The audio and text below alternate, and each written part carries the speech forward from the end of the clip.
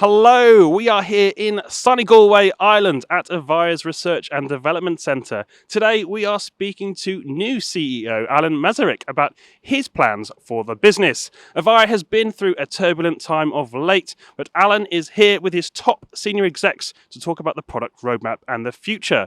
Here is what he had to say. Alan, thank you so much for having us here in Galway. My pleasure. The heart of Avaya's R&D operations.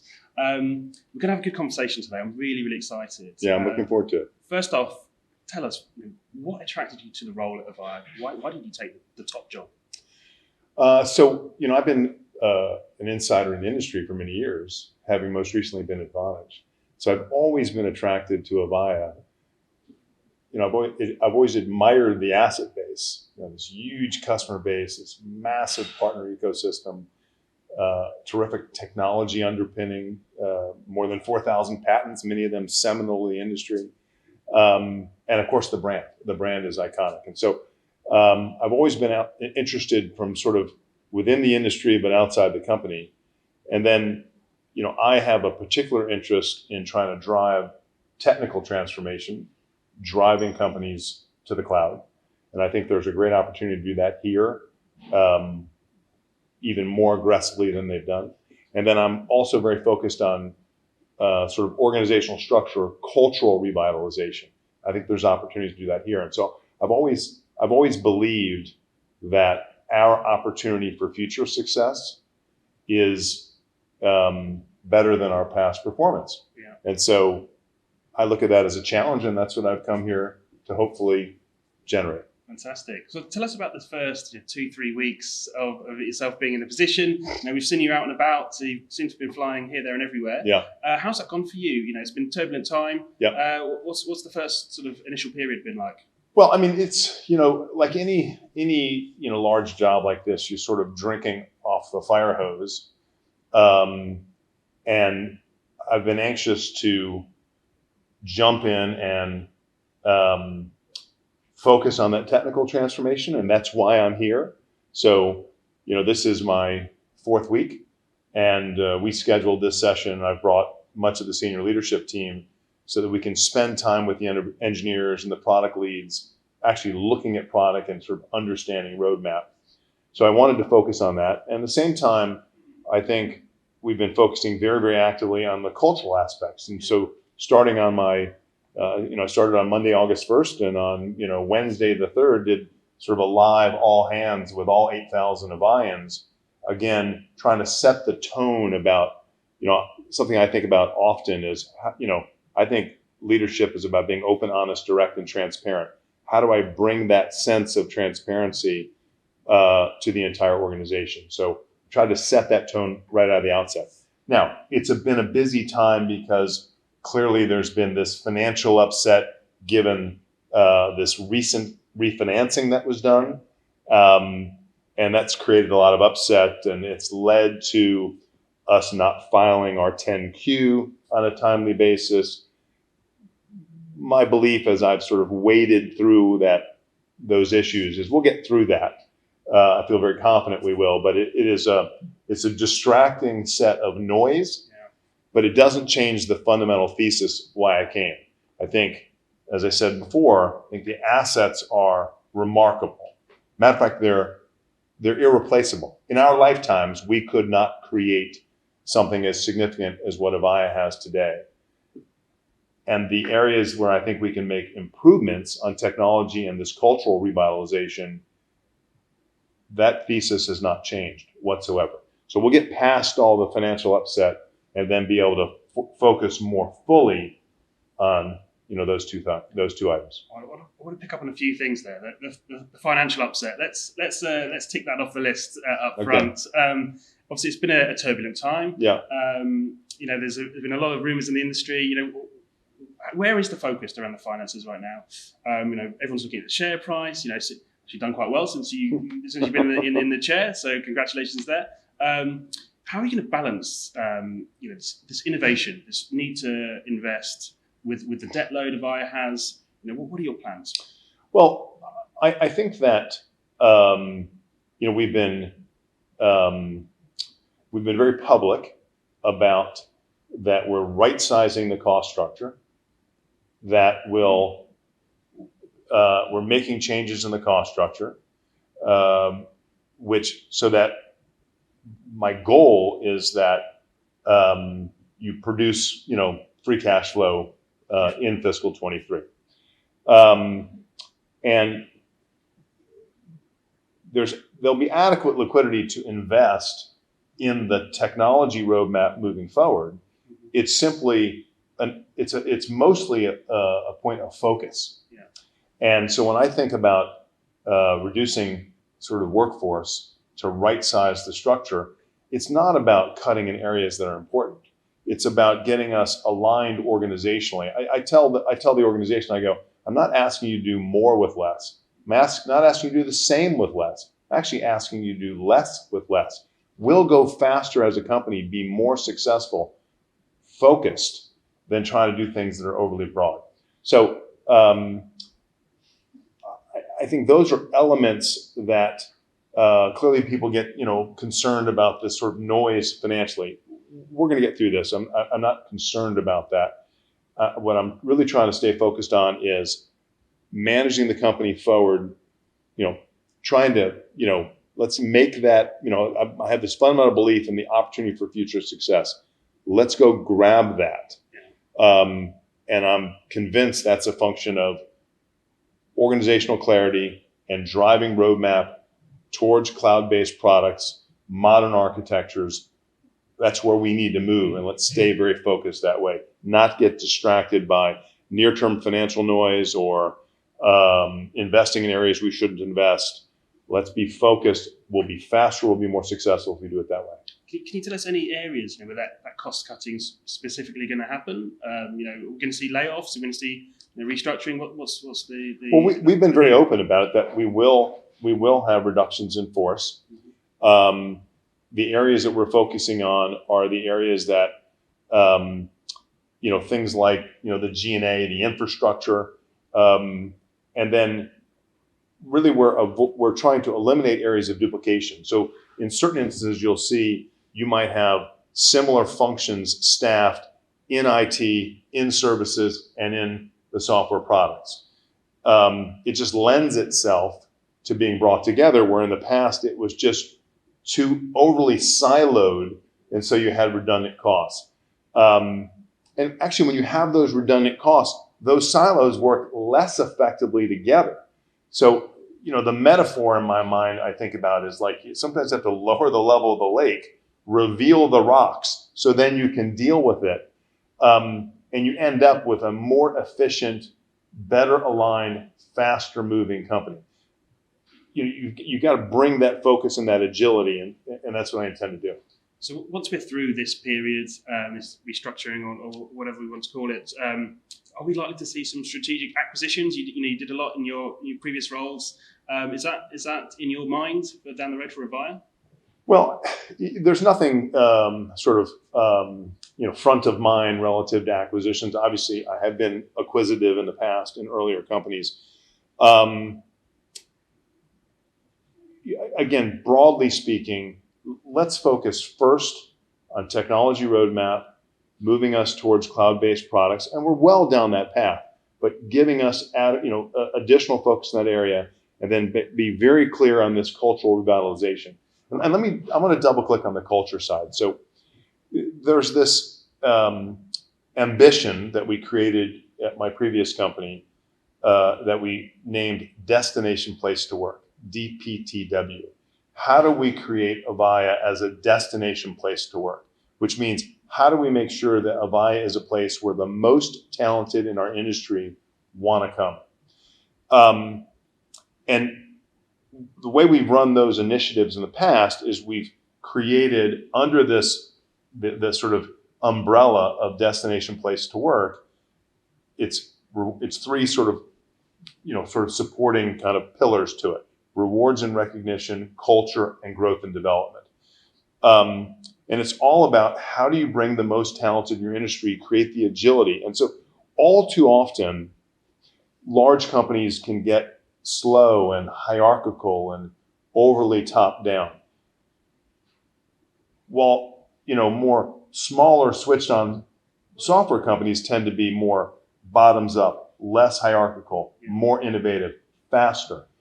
And you want to bring that, even to a company of our size, you need to bring that that perspective in. And so this ambition about creating, driving us towards being that destination place to work is really, really important in the whole cultural revitalization.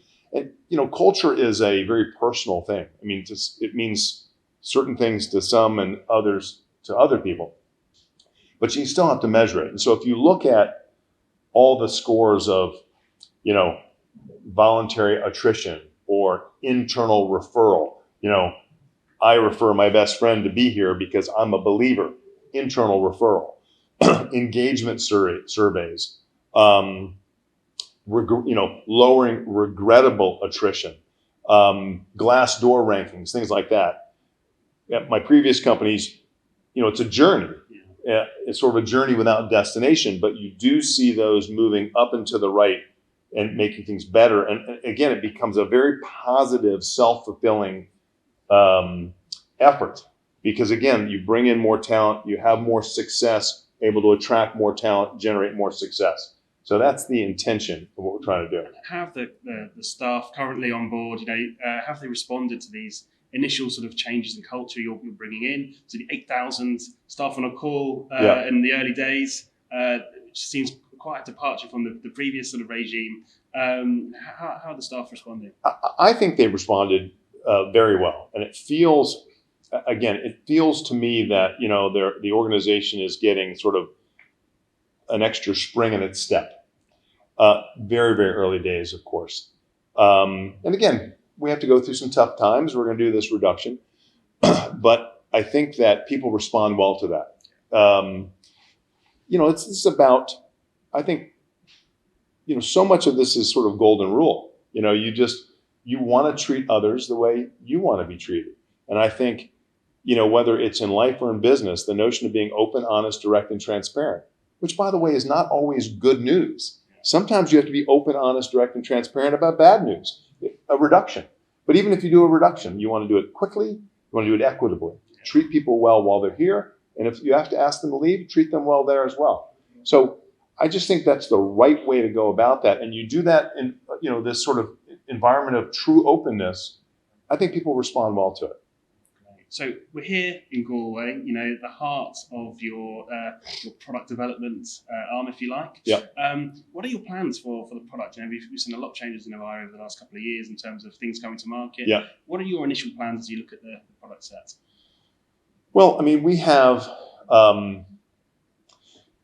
first of all, we have, in terms of the existing product set, again, we have a tradition in premise-based delivery. But within our core UC and core CC products, some of the most fully featured products in the world, completely battle-tested, battle-hardened, and that drive the communication needs of the largest enterprises, not just enterprises, but also government and governmental agencies throughout the world. So it's an amazing base to work from. But we need to move people increasingly to cloud-based architectures. And again, not all customers at this moment, particularly among the largest enterprises, are ready to go to true multi-tenancy public cloud immediately. But they need to have a path. So think of it as innovation without disruption. So take an example, you have an elite customer on our contact center. There's 800 features. It's probably the most fully featured contact center on the planet. Incredibly battle tested, but has a premise-based architecture. How can I move customers from that base without having to rip and replace anything? No disruption. So innovation without disruption. How do I move those customers? How do I add over-the-top cloud-based functionality, whether it's omni-channel or other elements of functionality, so that the customer, gets the best of where the new architectures can take them, without having to go through this massive disruption of thousands of agents and perhaps tens of thousands of employees. Because again, that's the nature of our customer base. Again, so think about innovation without disruption. It is a very important element of what we're trying to drive. So when I'm here in Galway and we're talking through roadmaps, that's what's in the back of my mind. Right. Okay. I mean, in terms of growth going forwards, is it very much the subscription base? You've got a lot of these top enterprise customers. Is getting those into cloud infrastructure, cloud services? Is that where that growth's going to come from, or do you see that growth coming from somewhere else? I think that the growth products, either selling to existing customers, are going to be the cloud products and net new. Mm-hmm. We as a company have an amazing customer base. We want to add to those customers, and we are. I mean, last quarter alone, we added about, I think it was 1,400 new logos in a single quarter. So what's so fascinating about it is you're adding new logos, again, in companies of all sizes, so not just enterprises, but then even within the quarter. And so in this last the June 30th quarter, we added 92 customers with contracts with TCVs greater than $1 million. It just gives you an example of just no one else in the industry has added any number, anywhere close to $92 million TCV deals. It just sort of speaks to the power of this enterprise base and, kind of what Avaya can be. We just need to continue to invest in our products, take care of our customers, drive forward, again, the existing base and new base, and we're going to do just fine. Talk to me about CPass. You come from a place where you've got a bit of experience around CPass. Oh, sure. What are your plans for Avaya's proposition in this area? Is that going to be core for you going forwards? Well, CPass is absolutely core. CPass means many different things to different people. The title, Communication Platform as a Service, what you're doing is you're bringing programmability, extensibility to your products. There are some in the industry, Vonage, others, Twilio, who have CPass where it's a complete tools business selling to the developer community, and they build them into other digital environments. Ours is elements of that, but principally it's about bringing programmability and extensibility to our products. And so that's the real focus, and that's just good architecture at this point. Things have to be open. You have to create. We're not going to do all elements of communications. There are many partner companies that we have, very important partners, whether it's RingCentral or Verint or Nuance or Microsoft. Very, very important, relationships, alliance partners to us. It's about having the open architectures, API driven, so that we can link in with other ecosystem partners. That's really the essence of when I think about programmability. Yeah. Are there any plans to simplify any of that? We've got One Cloud, Spaces, Experience Builders. There's a lot going on. Yeah. How you can communicate? Where will these products sit? Is that something you're looking at? I am. You make a great point on. I think naming simplification is important. I say often, words matter. Yeah. Let's simplify. It goes back to some of the initiatives right out of the gate in terms of, I was saying about the explanation for the cost cuts. It's about simplification. So when you name things, a bunch of different names and things like that, it just confuses people. Let's be simpler. What's the old expression? KISS. Keep it simple, stupid. Yeah. It just, these old sayings are old sayings because they work. So we definitely want to do that because I think it just gets confusing. Okay, and talk to me about some of those strategic partnerships as well. You're doing a lot around the Microsoft sort of partnership, obviously RingCentral with ACO as well. What's happening there? Are you reviewing those? Are we going to see any changes, or is it business as usual? Well, I think I want to see, I think among the partners, we've got, I just named them, several really important alliance partners. And my goal anytime in an alliance relationship is how does 1 + 1 = 3?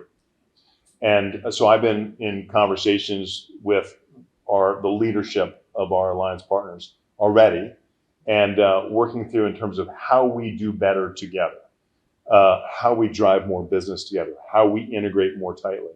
I'm going to continue to do that. So it's early days, but that's the spirit of it, Okay. undoubtedly. And in terms of roadmaps, you spoke a little bit about roadmaps already.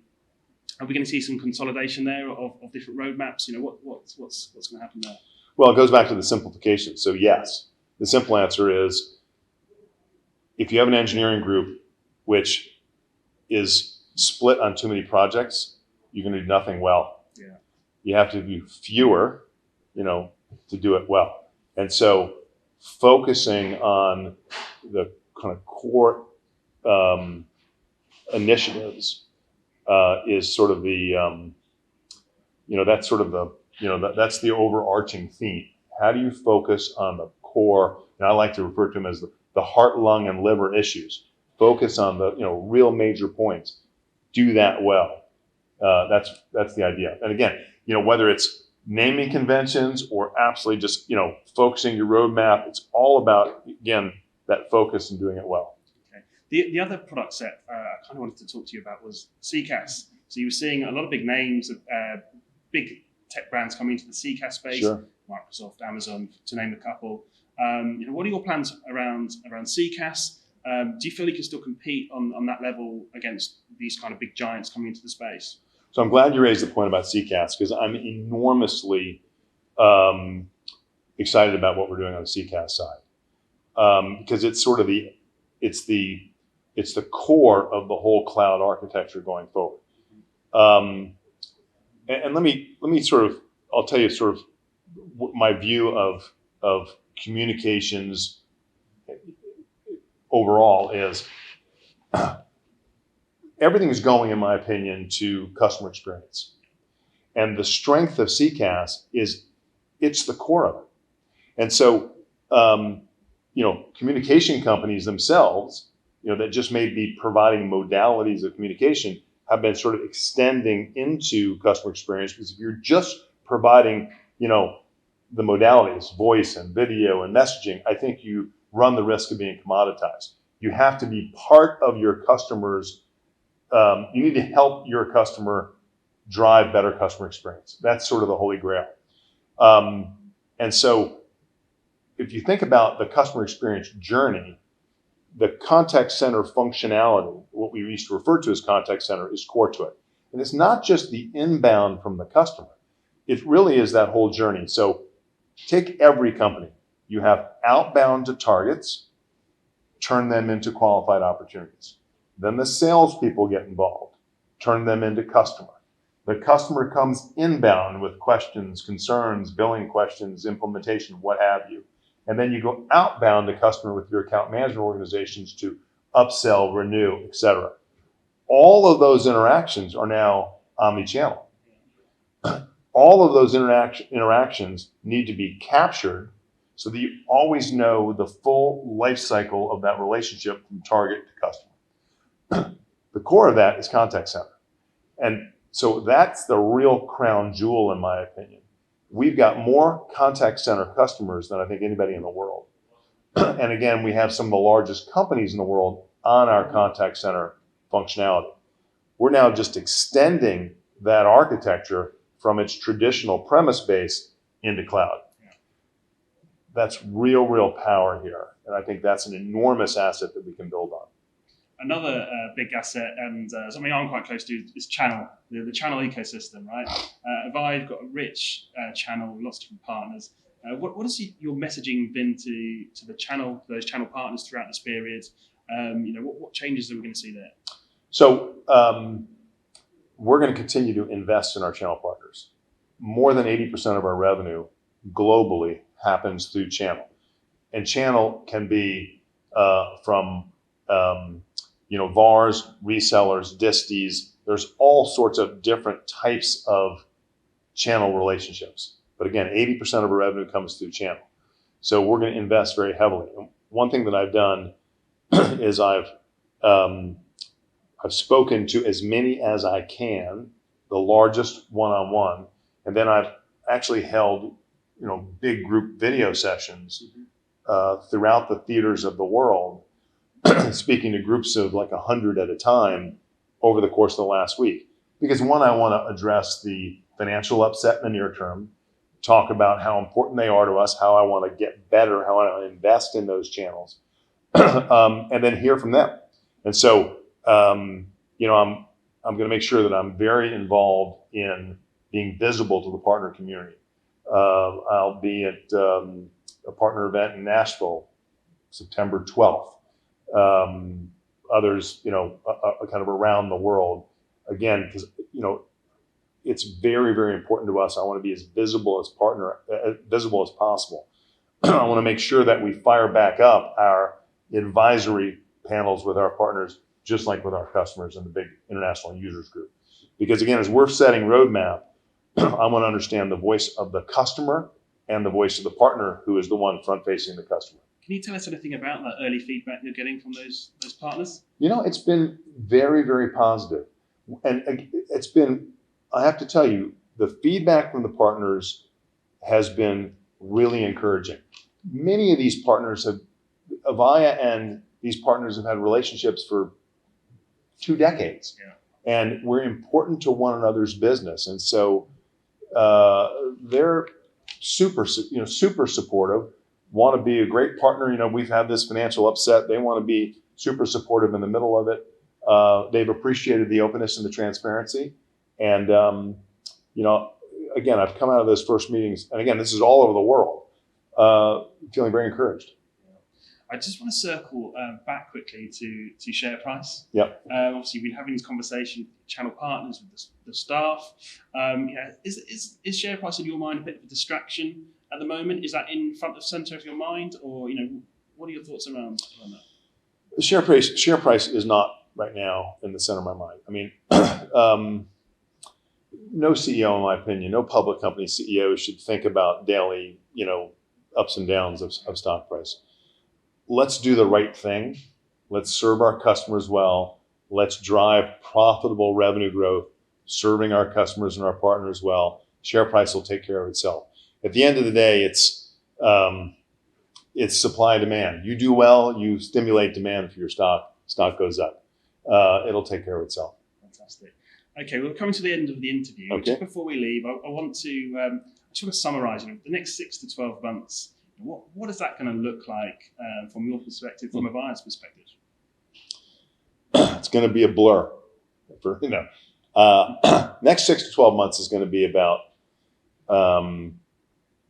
getting these roadmaps set, being transparent to our partners and customers with roadmap. I've told in every one of these calls, I've said exactly that. We're going to be transparent with the roadmap, and we're going to be reliable. If we tell you that there's going to be 10 features this quarter, you're going to be able to count on 10 features this quarter. I want to build that confidence in our reliability. I want to quickly get past the job reductions. That's sort of the, something I want to get through it. I want to do it quickly. And so the balance of the organization just is now moving forward. I'm going to continue to double click on this notion of transparency, being open, honest, direct, and transparent with the entire organization to drive that culture forward. We're going to get through this financial upset. I'm quite confident. And then I'm going to be very visible. I'm going to travel a great deal, visiting customers, again, throughout the world, doing meetings like this in Galway, meeting with our engineers. Again, it's the best way for me to understand the company, and for the company to get to know me. I've got to be out there with our teams. Well, Alan, thank you so much for having us here in Galway. My pleasure. Thank you for making the trip. I wish you the best of luck, and good luck clocking up all those air miles. Thanks so much. Appreciate it.